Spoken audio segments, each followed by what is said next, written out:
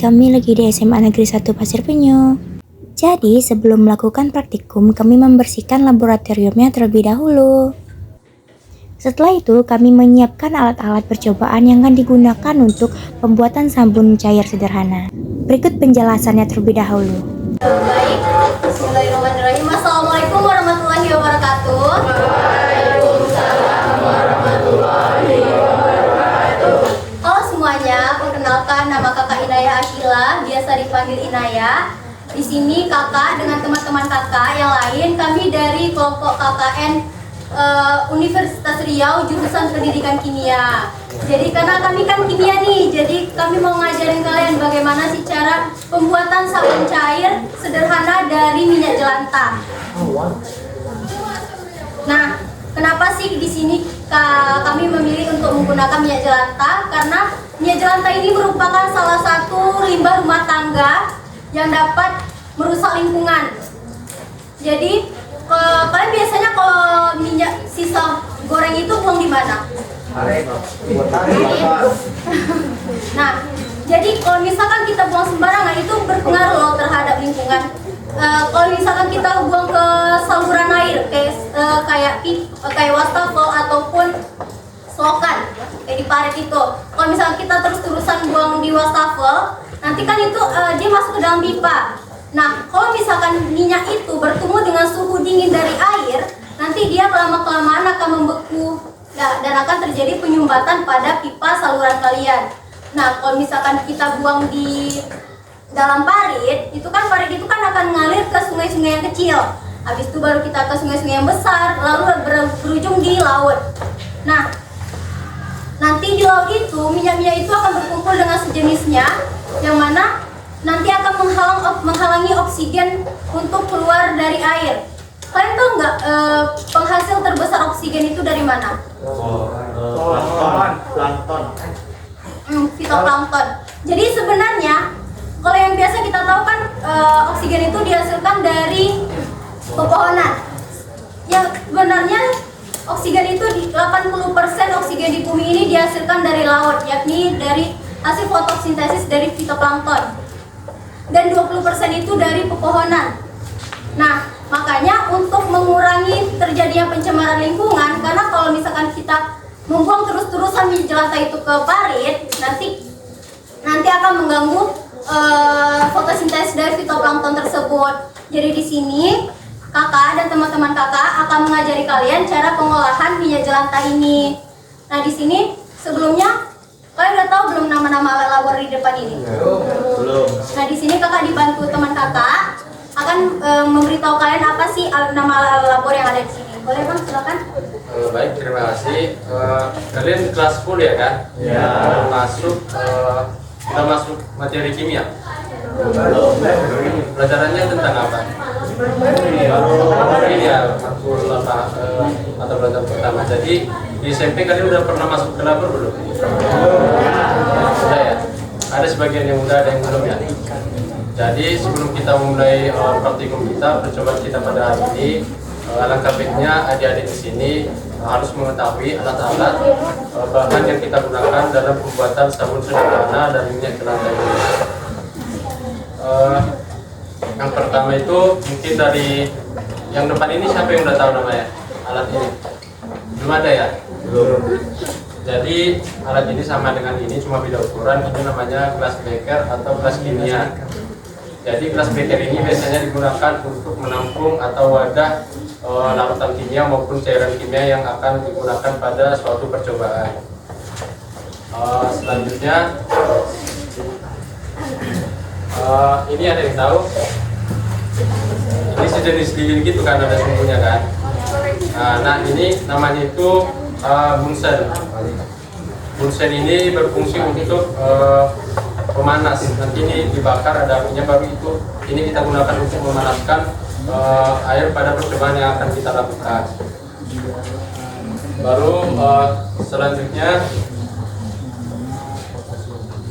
ini namanya kaki 3, ini namanya kawat kasa. Jadi ini nanti ditaruh di sini, baru bunsennya dinyalakan di bawah. Nah, wadah untuk pemanasnya biasanya digunakan gelas kimia ini, seperti yang abang jelasin tadi. Ini digunakan buat wadah, bisa juga dipanaskan dan tidak akan pecah. Jadi nanti diisi air, nyalakan apinya di bawah, baru diletak di sini, dibiarkan sampai mendidih. Baru selanjutnya ini mirip apa seperti ada lihat, ini berbakar. Nah, ini namanya spatula. Spatula ini digunakan untuk memindahkan zat-zat padat dari wadah tertentu ke wadah satu lagi. Ini ada yang tahu? Ini namanya batang pengaduk.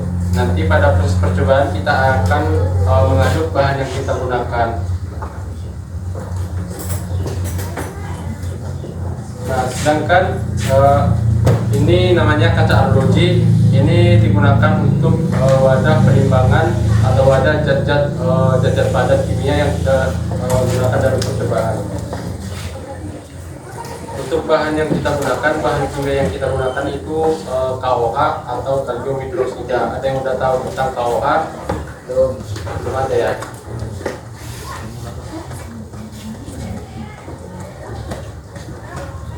Tahu nggak kenapa adik-adik disuruh pakai sarung tangan sama masker?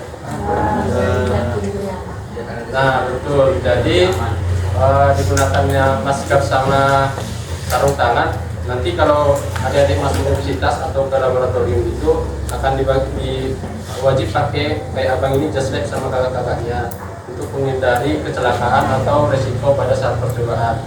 Untuk sarung tangan sendiri ini berfungsi untuk melindungi tangan kita saat melakukan atau saat terkontaminasi atau tersentuh oleh zat-zat kimia.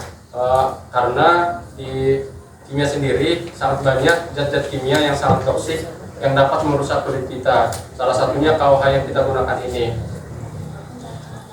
Dan untuk masker sendiri digunakan supaya nanti kayak semisal pas proses pemanasan kan itu menguapkan uapnya. Jadi untuk menghindari resiko atau uap yang dapat mengganggu kesehatan kita, makanya kita menggunakan masker. Jadi langsung saja mungkin kita akan melakukan percobaan, tapi sebelum melakukan percobaannya di sini kakaknya akan menjelaskan sedikit tentang prosedur maupun tahap-tahap percobaan yang akan kita lakukan. Kepada Kak Dita dipersilakan. Oke, sebelum kita melakukan praktikum, kakak akan memberikan kalian petunjuk praktikum satu petunjuk ini kepada satu kelompok, yang dimana di dalam petunjuk praktikum ini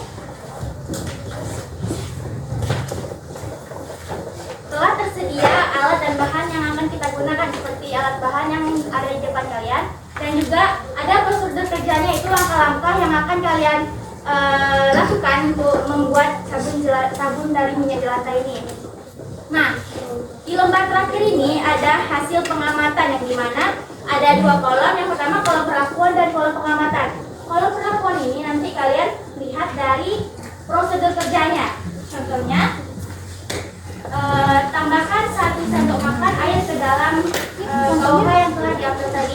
Kalau dilarut, hasilnya apa? Ditulis di pengamatan di kolom sebelah kirinya. Lalu terakhir ada kesimpulan. Kalian boleh menulis menyimpulkan apa kegiatan kita pada hari ini.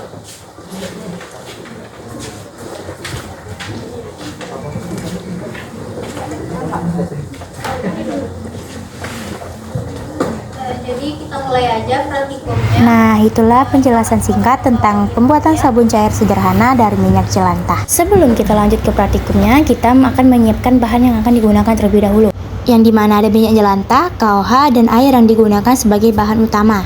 Langsung saja kita masuk ke dalam pembuatannya, yang mana di sini ada larutan KOH dan minyak jelantah yang akan kita campurkan. Aduk minyak jelantah sampai menjadi kental. Sambil menunggu menjadi kental, kita bisa memanaskan air sebanyak 175 ml terlebih dahulu. Ketika sudah mendidih, kita bisa segera mencampurkan air tersebut dengan jelantah yang telah kita aduk sebelumnya. Setelah air dimasukkan, aduk campuran tersebut hingga menjadi campuran heterogen.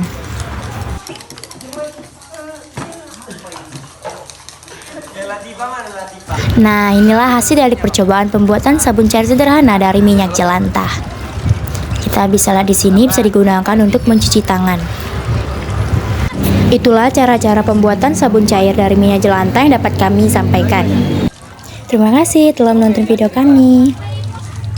Sampai jumpa kembali di video-video selanjutnya. Bye-bye. Aku nggak pakai glove ya. Udah gantian kawannya yang lain mau coba.